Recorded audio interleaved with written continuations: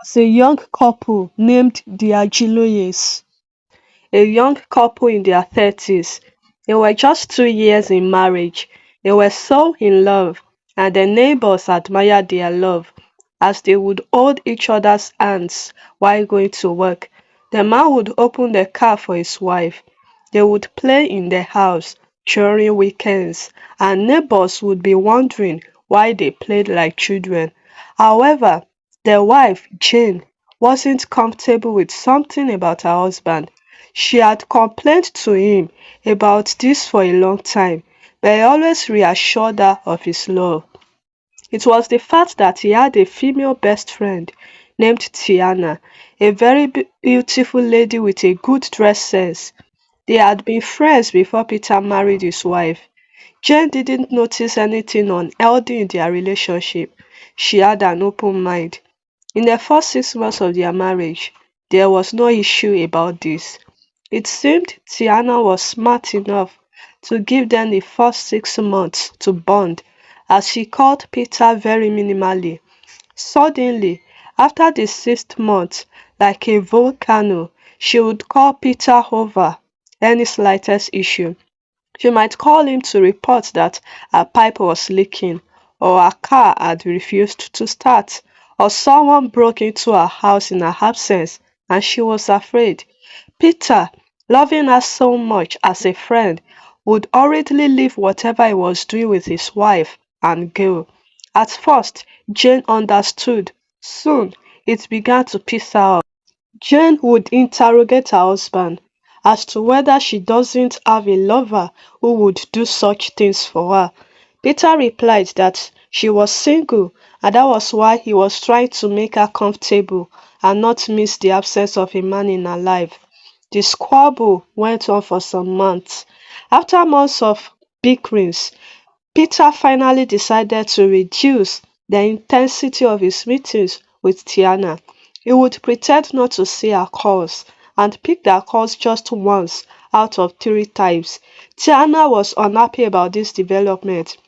She felt like going to his house, but she decided against it. She paced around her living room with a scowl on her face. Peter, on the other hand, missed her. He was so unusually quiet in his house that his wife got irritated.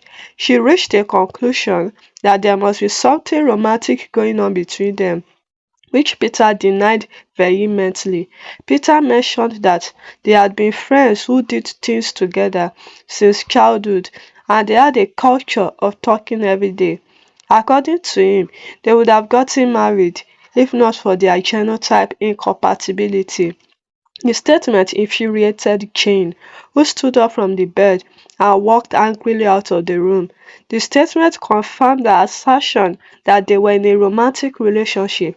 Peter wanted to explain that it wasn't so, but she had left the room.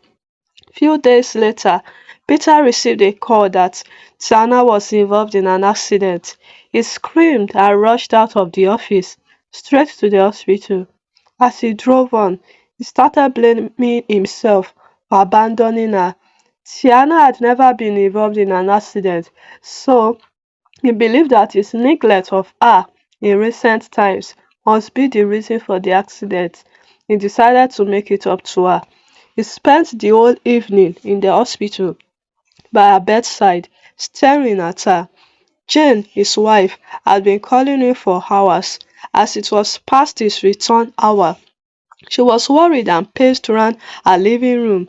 Around 8 p.m., Peter came back. Jane asked him where he was coming from, right from the entrance of the door. Peter told her about the accident. Jane wasn't impressed. She asked him angrily if there was enough reason for him not to pick her calls. Peter got mad at her.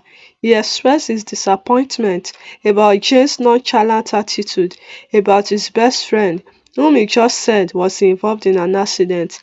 He manipulated her into thinking she was a devil who didn't care if someone died or not. Jane burst into tears. Peter stormed out of the living room. Before Jane could say jack the next day, Peter had taken his bath, went out of the house with an empty stomach. He drove straight to the hospital. He called in sick in his office. At that time, Tiana had regained consciousness and loved the attention Peter was giving her. Her face beamed with smile. When the doctor came to tell her that she would be discharged soon, she let out a groan, telling the doctor she still felt severe pain in some places in her body. Peter insisted she must remain in the hospital and they would pay extra charges concerning the room she was occupying. Jane, on the other hand, was in her living room, seated on a chair, crying. For 2 years, her husband had never missed eating breakfast from home. Peter had come back at night, went in, refusing to talk to his wife, and went to bed.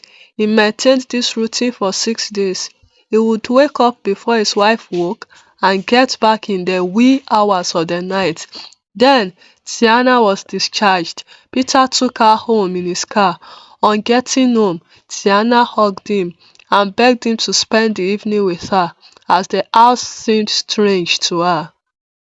Peter obliged and went back home around 7 p.m. He sat in the living room tiredly and called his wife. After repeated calls, no response came. He went into the bedroom, kitchen, everywhere. He didn't see his wife. He checked the wardrobe and saw that a few of her clothes had been taken away. He was confused. He called her. She wasn't picking. He called her parents. They said they didn't see her and threatened him that nothing must happen to their daughter. He was worried. He called his friends, but they were oblivious of her whereabouts. In the middle of his worried state, he slept off. He woke up in the middle of the night and realized his wife was not yet back. He couldn't sleep till the next day. Early the next day, he went out, searched everywhere he knew she could be. She wasn't there. Peter looked like a madman after a series of back and forths. He sat in his car and burst into tears. He went to report to the police. They told him to report only after 24 hours. He couldn't go to work. He sat in his car thinking. After 3 days, Jane came back home. Peter was surprised. He welcomed her happily and asked where she had been. Screaming and gushing over her, she responded that one of her old friends was burying her late grandmother, who died at age 125. She was so sad and she had to go comfort her. Peter looked confused and asked if she was joking. She maintained a serious look. Peter stood up, furious. He asked her if she knew what he had gone through looking for her for days.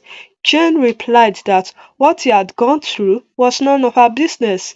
She also had her own situation imposed by her husband that she had been going through. She told him to bear his cross as she had borne hers. She went into the room, leaving the angry Peter in the living room. They kept malice for days. Jane refused to cook for him this time. Peter missed the love in their marriage.